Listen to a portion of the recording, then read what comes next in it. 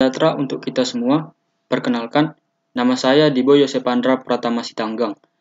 Saya berasal dari kelas AKP 7A, dan pada kesempatan kali ini, saya akan mempresentasikan materi tentang risiko fraud.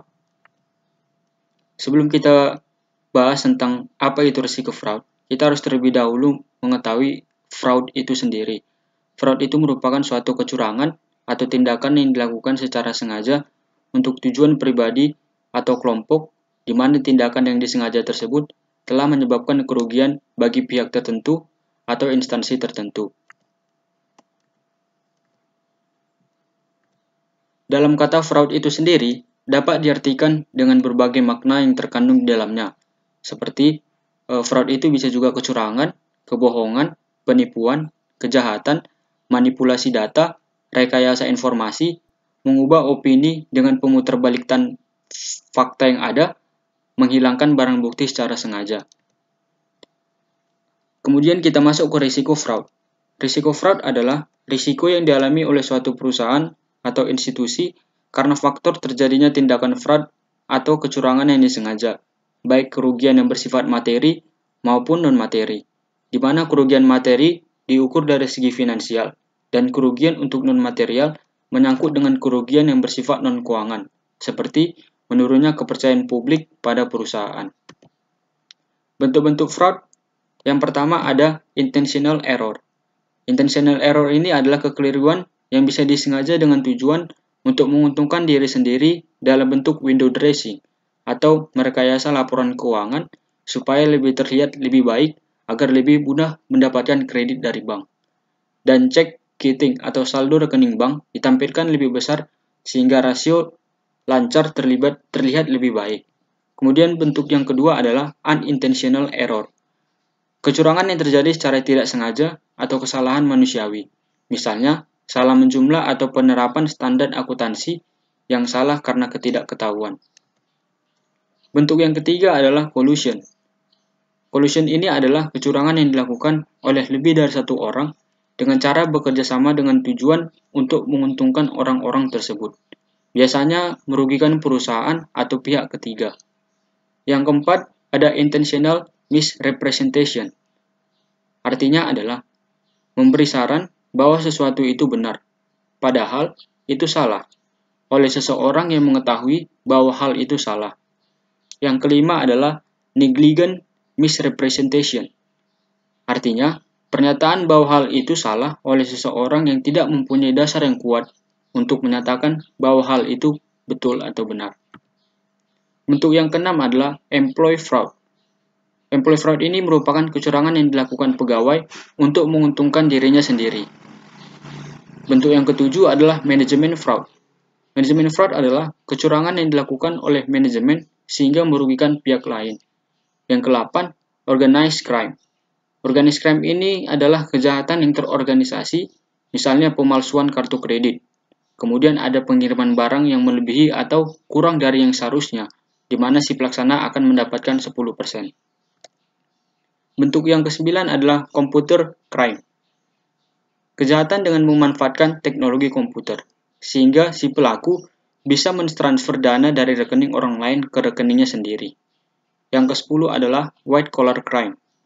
Bentuk ini merupakan kejahatan yang dilakukan oleh orang-orang berdasi atau yang disebut sebagai kalangan atas. Misalnya adalah mafia tanah, paksaan secara halus untuk merger, dan lain-lain.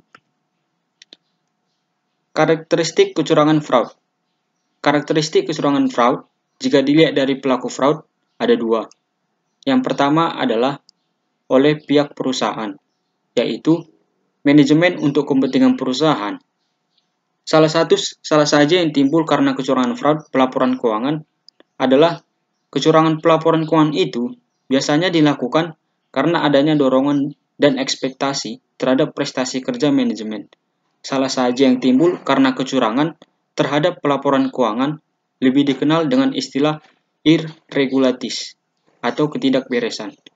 Bentuk kecurangan seperti ini seringkali dinamakan kecurangan manajemen atau manajemen fraud. Misalnya, manipulasi data, pemalsuan, atau pengubahan terhadap catatan akuntansi atau dokumen pendukung yang merupakan sumber dari penyajian suatu laporan keuangan. Kesengajaan dalam salah penyajikan atau sengaja menghilangkan kejadian atau informasi penting dari suatu laporan keuangan. Kemudian ada juga pegawai untuk kepentingan individu, di mana salah saja yang berupa penyalahgunaan aktiva. Kecurangan jenis ini biasanya disebut kecurangan karyawan atau employee fraud. Penggelapan aktiva umumnya dilakukan oleh karyawan yang menghadapi masalah keuangan dan dilakukan karena melihat adanya peluang kelemahan pada pengendalian internal perusahaan serta pembenaran terhadap tindakan tersebut. Contoh lain adalah penggelapan terhadap penerimaan kas, markup, dan adanya transaksi tidak resmi. Kemudian B ada oleh pihak di luar perusahaan, yaitu contohnya adalah pelanggan, mitra usaha, dan pihak asing yang dapat menimbulkan kerugian bagi perusahaan melalui persaingan dalam berbisnis. Kita masuk ke teknik mendeteksi fraud. Yang pertama, teknik mendeteksi fraud adalah Critical Point Auditing, atau yang biasa disebut dengan CPA. Critical Point Auditing merupakan suatu teknik di mana melalui pemeriksaan atas catatan pembukuan, gejala suatu manipulasi dapat diidentifikasi. Hasilnya yaitu berupa gejala atau kemungkinan terjadinya kecurangan yang pada gilirannya mengarah kepada penyelidikan yang lebih rinci. Metode ini dapat digunakan pada setiap perusahaan. Semakin akurat dan komprehensif suatu catatan, maka semakin efektif teknik ini dalam mengetahui gejala kecurangan. Kemudian teknik yang kedua adalah Job Sensitivity Analysis atau JSA. Teknik analisis kepekaan pekerjaan atau Job Sensitivity Analysis didasarkan pada suatu asumsi, yakni bila seseorang atau sekelompok karyawan bekerja pada posisi tertentu, maka peluang atau tindakan negatif apa saja yang dapat dilakukan. Dengan kata lain, teknik ini merupakan analisis dengan risiko kecurangan dari sudut pelaku potensial, sehingga penegahan terhadap kemungkinan terjadinya kecurangan dapat dilakukan, misalnya dengan memperketat pengendalian internal pada posisi-posisi yang rawan kecurangan. Selanjutnya, kita akan masuk ke penyebab terjadinya fraud atau kejahatan. Penyebab utamanya adalah yang pertama, penyembunyian. Penyembunyian ini yang dimaksud adalah kesempatan yang tidak terdeteksi, di mana pelaku perlu menilai kemungkinan dari deteksi dan hukuman sebagai akibatnya. Yang kedua adalah kesempatan atau peluang atau yang biasa disebut dengan opportunity, di mana pelaku perlu berada pada tempat yang tepat, waktu yang tepat, agar mendapatkan keuntungan atas kelemahan khususnya dalam sistem dan juga menghindari deteksi. Penyebab yang ketiga adalah motivasi atau motivation, di mana pelaku membutuhkan motivasi untuk melakukan aktivitas demikian, suatu kebutuhan pribadi seperti ketamakan atau kerasukan, kerakusan, dan motivator lainnya. Yang kemudian adalah daya tarik atau attraction. Daya tarik di sini yang dimaksud adalah sasaran dari kecurangan yang dipertimbangkan perlu menarik bagi pelaku.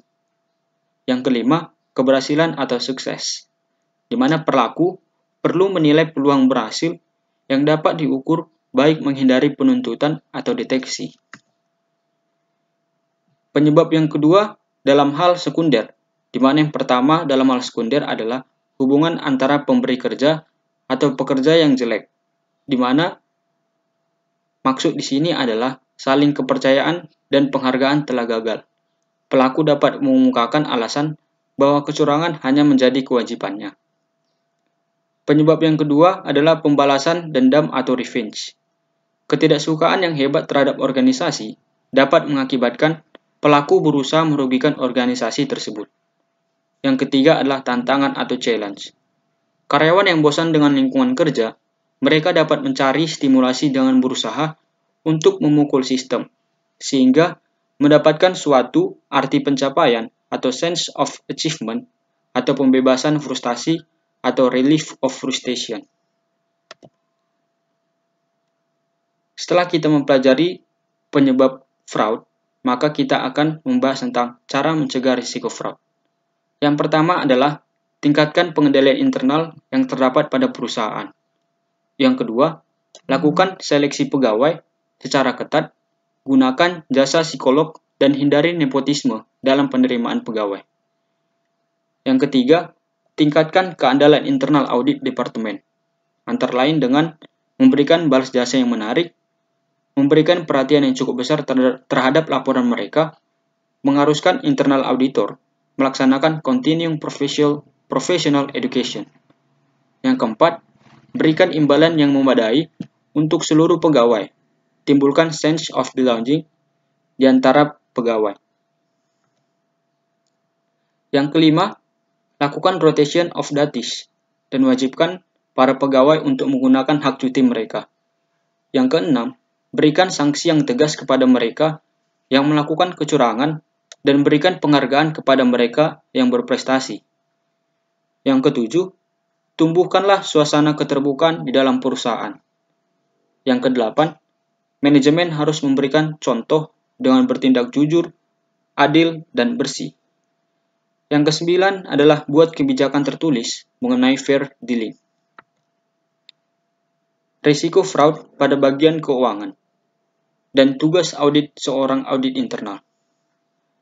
Pada bagian keuangan, sudah jelas jika fraud atau kecurangan itu berkaitan dengan perubahan angka-angka pada laporan keuangan atau financial statement, di mana angka tersebut tidak disajikan sewajarnya, tapi sudah diubah-ubah dan sering terjadi karena adanya pressure atau tekanan dari pihak manajemen, sehingga informasi yang diperoleh oleh publik bukan lagi informasi dengan data yang sebenarnya, namun sudah penuh dengan rekayasa. Dalam berbagai tindakan yang sifatnya fraud seperti itu, maka sudah menjadi kewajiban seorang auditor untuk melaporkan keadaan yang sebenarnya kepada pihak yang berkepentingan. Namun, mewujudkan tersampainya sebuah ilustrasi dari laporan keuangan yang akurat dan detail bukan suatu urusan yang mudah, karena sisi independensi dari seorang auditor akan diuji. Tujuan utama pemeriksaan akuntan itu atau audit adalah untuk menentukan apakah financial statement atau laporan keuangan menyajikan secara wajar atau tidak, dan hasil suatu company atau perusahaan disajikan secara wajar atau tidak. Penyajian suatu financial statement secara wajar merupakan suatu keharusan bagi seorang akuntan. Namun, tentu penyajian financial statement tersebut harus sesuai dengan kaidah atau prinsip akuntansi yang berlaku secara umum.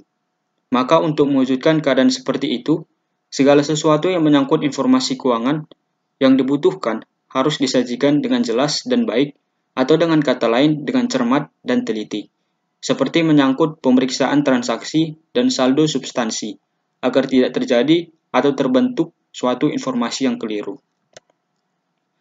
Pada dasarnya, auditing itu atau pemeriksaan auditing merupakan kegiatan yang dilakukan untuk membandingkan kondisi yang ada dengan kriteria atau ketentuan yang ditetapkan.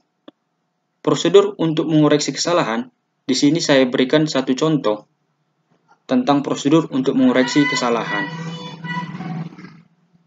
Untuk yang pertama, kesalahan yang pertama misalnya ayat jurnal yang tidak benar tetapi diposting. Maka untuk prosedur koreksinya, coret kesalahan tersebut dan cantumkan judul atau jumlah yang benar. Contoh yang kedua, kesalahannya adalah ayat jurnal sudah benar tetapi diposting secara keliru. Maka untuk prosedur koreksi, coret kesalahan tersebut dan lakukan postingan yang benar. Contoh kesalahan yang ketiga adalah ayat jurnal tidak benar dan sudah diposting. Prosedur koreksi, buat dan posting jurnal koreksi. Kesimpulan dari tugas PowerPoint tentang materi risiko fraud ini yang saya buat adalah, risiko fraud adalah risiko yang dialami oleh suatu perusahaan atau institusi karena faktor terjadinya tindakan fraud atau kecurangan yang disengaja, baik kerugian yang bersifat materi maupun non-materi, di mana kerugian materi diukur dari segi finansial dan kerugian non-material menyangkut dengan kerugian yang bersifat non-keuangan, seperti menurunnya kepercayaan publik pada fraud dapat terjadi di beberapa bagian dalam perusahaan, seperti bagian marketing, keuangan, dan tugas auditor. Terjadi juga bagian sumber daya manusia, bagian earnings management, dan bagian insider trading. Risiko dan tindakan terjadinya fraud sangat berbahaya bagi suatu perusahaan atau organisasi jika ini terus dibiarkan. Maka perlu adanya sebuah solusi untuk mencegah terjadinya kecurangan atau fraud. Solusi yang dimaksud atau solusi yang paling utama adalah untuk meningkatkan pengendalian internal. Pengendalian internal perusahaan harus ditingkatkan untuk meminimalisir kecurangan atau tindakan fraud yang ada di dalam suatu organisasi atau perusahaan. Demikian presentasi yang bisa saya buat. Mohon maaf apabila ada kata-kata yang salah. Demikian, sekian dan terima kasih. Salam sejahtera untuk kita semua.